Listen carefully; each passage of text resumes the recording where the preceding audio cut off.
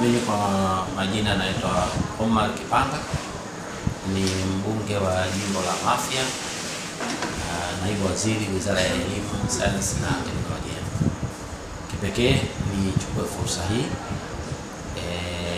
awali ya yote nimshukuru Mwenyezi Mungu aliyetupa uhai na afya na kuweza kukamilisha ibada ya mwezi mtukufu wa Ramadhani. Leo tarehe 30 ya mwezi wa 3 tumekamilisha ibada hii tukufu kwa kufunga siku 29 za mwezi mtukufu wa Ramadhani.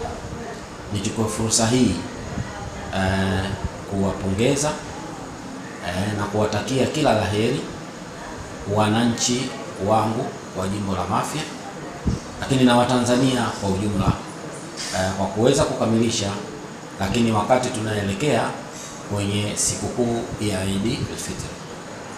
Wito na rai yangu kwenu wakati tunakwenda kesho tarehe 31 siku ya Jumatatu kwenye sherehe hizi kubwa kabisa za kusherehekea kumaliza mwezi mtukufu wa Ramadhani, tukae tukijua kwamba tumetoka kwenye darasa kubwa sana la mwezi mtukufu wa Ramadhani, kama alivyosema Mwenyezi Mungu, kutiba alaykum siyami kama kutiba ala alladhina min qablikum la'allakum tattaqun, kwamba tumefaradhishiwa sisi kufunga kama walivyofaradhishiwa umma kabla ya ummati Muhammad, ili tupate kuwa wacha Mungu. Kwa hiyo lengo na dhamira ya mwezi mtukufu wa Ramadhani ilikuwa ni darasa ambalo tumeingizwa na Mwenyezi Mungu, na lengo kubwa la darasa hili ili tutakapomaliza tuweze kuyaishi maisha yale tuliyokuwa tunaishi ndani ya mwezi mtukufu wa Ramadhani katika miezi mingine 11 ya mwaka unaokuja. Kwa hiyo nitoe wito na rai kwa wanamafia wote, Watanzania wote na Waislamu wote kwa ujumla, kwamba tunapomaliza mwezi huu mtukufu wa Ramadhani bado tuendelee kushikamana, kushirikiana, lakini kufungamana na kumcha Mwenyezi Mungu Allah Subhanahu wa Ta'ala. Tunatakiwa kesho tufurahi kwa namna moja au nyingine. Tumeambiwa kulu washrabu wala tusrif. Siku ya kesho ni siku ya furaha. Tunatakiwa tule, tunywe, lakini tusifanye fujo, tusifanye israfu, kwa sababu israfu itatupelekea katika kupata madhara. Lakini kesho ni siku kubwa, ni siku kuu, ni siku ambayo ya kupongezana, lakini ni siku ambayo ya kufanya tathmini ya hizi siku 29 tulizozifunga, kama ibada yetu imepokelewa vipi na Mwenyezi Mungu. Kwa hiyo nitoe rai na wito, tusifanye furaha yenye kupitiliza tukaenda au tukaelekea kwenda kumwasi Mwenyezi Mungu katika siku hii ya sikukuu. Mtume anasema mwenye kumwasi Mwenyezi Mungu siku ya Eid, basi kama amemwasi Mwenyezi Mungu siku ya Kiyama.